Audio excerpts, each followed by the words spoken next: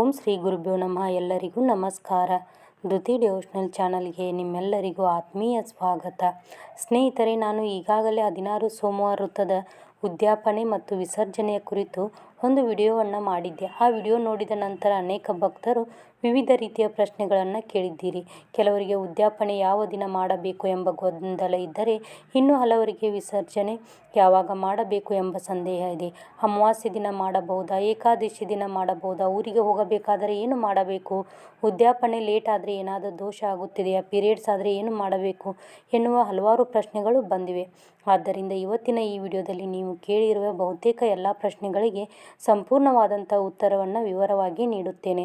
ವಿಡಿಯೋವನ್ನು ಕೊನೆಯವರೆಗೂ ನೋಡಿ.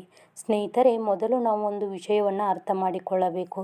ಹಿಂದೂ ಧರ್ಮದಲ್ಲಿ ಪ್ರತಿಯೊಂದು ಪೂಜೆ, ವ್ರತ, ಉಪವಾಸ ಮತ್ತು ಆಚರಣೆಗಳಿಗೆ ಅದರದೇ ಆದ ನಿಯಮಗಳು ಇರುತ್ತವೆ. ನಾವು ನಮ್ಮ ಇಷ್ಟದ ಪ್ರಕಾರ ನಿಯಮಗಳನ್ನು ಬದಲಾಯಿಸಬಾರದು. ಉದಾಹರಣೆಗೆ, ಏಕಾದಶಿಯಂದು ಉಪವಾಸ ಮಾಡುತ್ತೇವೆ, ಆದರೆ ದ್ವಾದಶಿಯಂದು ಉಪವಾಸವನ್ನು ಬಿಡುತ್ತೇವೆ. ಅದೇ ರೀತಿ ಲಕ್ಷ್ಮೀ ಪೂಜೆ, ಗಣೇಶ ಪೂಜೆ, ಸತ್ಯನಾರಾಯಣ ಪೂಜೆ ಸೇರಿದಂತೆ ಪ್ರತಿಯೊಂದು ಪೂಜೆಯಲ್ಲಿಯೂ ವಿಶೇಷ ನಿಯಮಗಳಿವೆ. ಕೆಲವರು ಮರುದಿನ ವಿಸರ್ಜನೆ ಮಾಡುತ್ತಾರೆ, ಕೆಲವರು ಹಲವು ದಿನಗಳ ನಂತರ ವಿಸರ್ಜನೆ ಮಾಡುತ್ತಾರೆ. ಹೀಗೆ 16 ಸೋಮವಾರ ವೃತ್ತದ ಉದ್ಯಾಪನೆ ಮತ್ತು ವಿಸರ್ಜನೆಗೂ ಅದರದ್ದೇ ಆದ ನಿಯಮಗಳಿವೆ. ಆದ್ದರಿಂದ ನಾವು ಶಾಸ್ತ್ರ ಹೇಳಿರುವ ಕ್ರಮದಂತೆ ನಡೆಯುವುದು ಬಹಳ ಮುಖ್ಯ. ಈಗ ಎಲ್ಲರೂ ಹೆಚ್ಚಾಗಿ ಕೇಳುತ್ತಿರುವ ಪ್ರಶ್ನೆ, ಉದ್ಯಾಪನೆ ಯಾವ ದಿನ ಮಾಡಬೇಕು ಎನ್ನುವುದಾದರೆ, ಸ್ನೇಹಿತರೆ, 16 ಸೋಮವಾರ ವೃತ್ತದ ಉದ್ಯಾಪನೆಯನ್ನು ಕಡ್ಡಾಯವಾಗಿ ಸೋಮವಾರದ ದಿನವೇ ಮಾಡಬೇಕು. ಯಾಕಂದರೆ ಸೋಮವಾರ ಶಿವನಿಗೆ ಅತ್ಯಂತ ಪ್ರಿಯವಾದ ದಿನ. ನಾವು ಇಷ್ಟು ವಾರಗಳ ಕಾಲ ಶಿವನ ಆರಾಧನೆ ಮಾಡಿದ್ದೇವೆ. ಆದ್ದರಿಂದ ವೃತ್ತದ ಸಮಾಪ್ತಿಯನ್ನು ಕೂಡ ಶಿವನ ದಿನದಲ್ಲಿಯೇ ಮಾಡುವುದು ಶ್ರೇಷ್ಠವಾಗಿದೆ. ಕೆಲವರು ಗುರುವಾರ ಉದ್ಯಾಪನೆ ಮಾಡಬಹುದಾ ಎಂದು ಕೇಳಿದ್ದೀರಿ. ಆದರೆ ಅದು ಸರಿಯಲ್ಲ. ಗುರುವಾರ ವಿಸರ್ಜನೆ ಮಾಡಲು ಉತ್ತಮ ದಿನವಾಗಿರಬಹುದು, ಆದರೆ ಉದ್ಯಾಪನೆ ಮಾಡಲು ಸೋಮವಾರವೇ ಸೂಕ್ತ ದಿನ. ಆದ್ದರಿಂದ ಯಾವುದೇ ಕಾರಣಕ್ಕೂ ಉದ್ಯಾಪನೆಯನ್ನು ಬೇರೆ ದಿನಕ್ಕೆ ಬದಲಾಯಿಸುವ ಪ್ರಯತ್ನ ಮಾಡಬೇಡಿ. ಇನ್ನೊಂದು ಪ್ರಮುಖ ಪ್ರಶ್ನೆ ಎಂದರೆ, ವಿಸರ್ಜನೆಯನ್ನು ಯಾವ ದಿನ ಮಾಡಬೇಕು ಎನ್ನುವುದು. ಕೆಲವರು ಸೋಮವಾರವೇ ಉದ್ಯಾಪನೆ ಮಾಡಿ ಅಂದೇ ವಿಸರ್ಜನೆ ಮಾಡಿ ಬಿಡುತ್ತೇವೆ ಎಂದು ಹೇಳುತ್ತಿದ್ದೀರಿ. ಆದರೆ ಅದು ಸರಿಯಾದ ವಿಧಾನವಲ್ಲ. ಯಾಕಂದರೆ ಸೋಮವಾರ ಶಿವನ ಪೂಜೆಯ ದಿನ.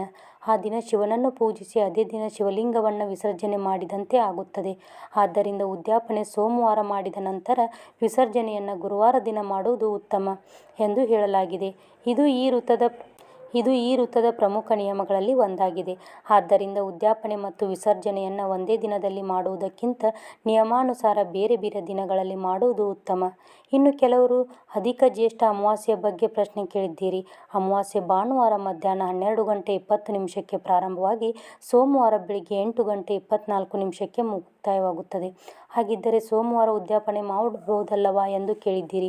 ಸ್ನೇಹಿತರೆ, ಇಲ್ಲಿ ನಾವು ಸಮಯವನ್ನು ನೋಡಬಾರದು, ತಿಥಿಯನ್ನು ನೋಡಬೇಕು. ಅಮಾವಾಸ್ಯೆ ತಿಥಿ ಸೋಮವಾರ ಬೆಳಿಗ್ಗೆವರೆಗೆ ಇರುವುದರಿಂದ ಆ ದಿನವನ್ನು ಅಮಾವಾಸ್ಯೆಯ ದಿನದಂದು ಪರಿಗಣಿಸಲಾಗುತ್ತದೆ. ಅಮಾವಾಸ್ಯೆ ಅಂದರೆ ಪಿತೃಗಳಿಗೆ ಸಂಬಂಧಿಸಿದ ವಿಶೇಷ ದಿನ. ಆ ದಿನ ತರ್ಪಣ, ಪಿತೃಪೂಜೆ, ದೃಷ್ಟಿ ನಿವಾರಣೆ, ಮನೆ ದೇವರ ಪೂಜೆ ಇತ್ಯಾದಿ ಕಾರ್ಯಗಳಿಗೆ ಮಹತ್ವವಿರುತ್ತದೆ. ಆದ್ದರಿಂದ ಅಮಾವಾಸ್ಯೆ ದಿನ 16 ಸೋಮವಾರ ವೃತ್ತದ ಉದ್ಯಾಪನೆ ಮಾಡಬಾರದು. ಹಾಗೆಯೇ ಕೆಲವರು ಗುರುವಾರ ಏಕಾದಶಿ ಬಂದಿರುವುದರಿಂದ ಅಂದೇ ಉದ್ಯಾಪನೆ ಮತ್ತು ವಿಸರ್ಜನೆ ಎರಡನ್ನೂ ಮಾಡುತ್ತೇವೆ ಎಂದು ಕೇಳಿದ್ದೀರಿ. ಸ್ನೇಹಿತರೆ, ಉದ್ಯಾಪನೆ ಬೇರೆ, ವಿಸರ್ಜನೆ ಬೇರೆ. ಇವೆರಡನ್ನು ಒಂದೇ ದಿನದಲ್ಲಿ ಮಾಡುವುದು ಸರಿಯಲ್ಲ.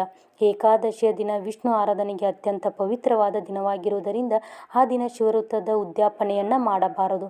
ಆದ್ದರಿಂದ ನಿಯಮದಂತೆ ಸೋಮವಾರ ಉದ್ಯಾಪನೆ ಮಾಡಿ ನಂತರ ಸೂಕ್ತ ಗುರುವಾರದ ದಿನ ವಿಸರ್ಜನೆ ಮಾಡುವುದು ಉತ್ತಮ. ಇನ್ನು ಕೆಲವರು ಊರಿಗೆ ಹೋಗಬೇಕಾದ ಅನಿವಾರ್ಯತೆ ಇದೆ ಎಂದು ಹೇಳಿದ್ದೀರಿ. ಉದ್ಯಾಪನೆ ಮಾಡಿದ ತಕ್ಷಣ ವಿಸರ್ಜನೆ ಮಾಡಬೇಕಾ ಎಂದು ಸಂದೇಹ ವ್ಯಕ್ತಪಡಿಸಿದ್ದೀರಿ. ಸ್ನೇಹಿತರೆ, ಉದ್ಯಾಪನೆ ಮಾಡಿದ ತಕ್ಷಣ ವಿಸರ್ಜನೆ ಮಾಡಬೇಕು ಎಂಬ ನಿಯಮವಿಲ್ಲ.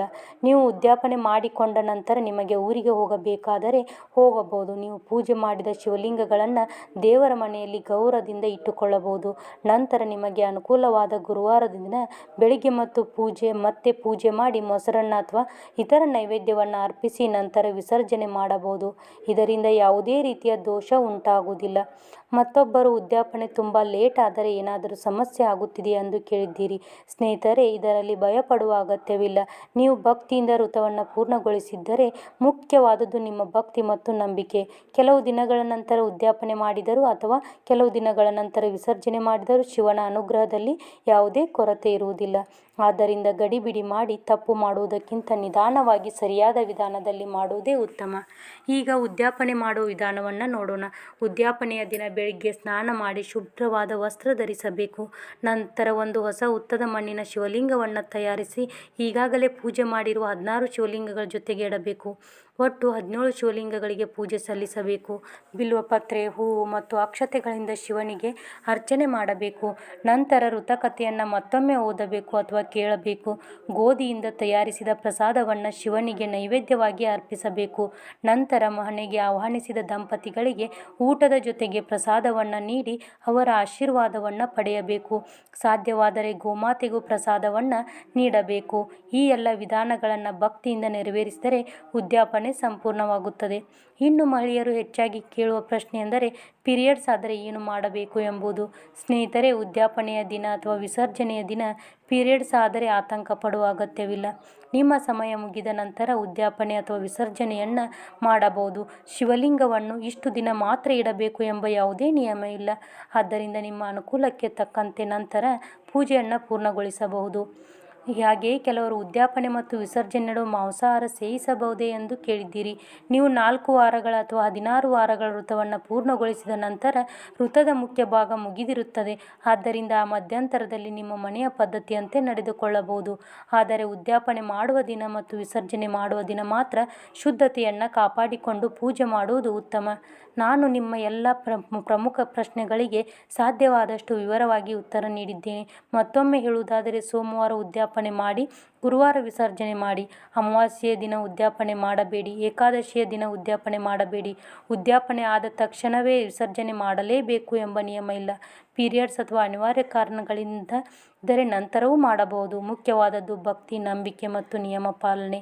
ನಾನು ಕೊಟ್ಟಿರುವ ಎಲ್ಲ ಮಾಹಿತಿ ನಿಮಗೆ ಇಷ್ಟ ಆಗಿದೆ ಅಂತ ಅಂದ್ಕೊಂಡಿದ್ದೀನಿ. ಇಷ್ಟ ಆಗಿದ್ದರೆ ಪ್ಲೀಸ್ ಲೈಕ್ ಮಾಡಿ, ಶೇರ್ ಮಾಡಿ, ಹಾಗೆ ಕಮೆಂಟ್ ಮಾಡೋದನ್ನು ಮರಿಬೇಡಿ. ನಮ್ಮ ಧೃತಿ ಡಿವೋಷನಲ್ ಯೂಟ್ಯೂಬ್ ಚಾನಲನ್ನು ತಪ್ಪದೇ ಸಬ್ಸ್ಕ್ರೈಬ್ ಮಾಡಿ. ಮತ್ತೆ ಮುಂದಿನ ವಿಡಿಯೋದಲ್ಲಿ ಸಿಗ್ತೀನಿ. ಸರ್ವೇ ಜನ ಸುಖಿನೋ ಭವಂತು.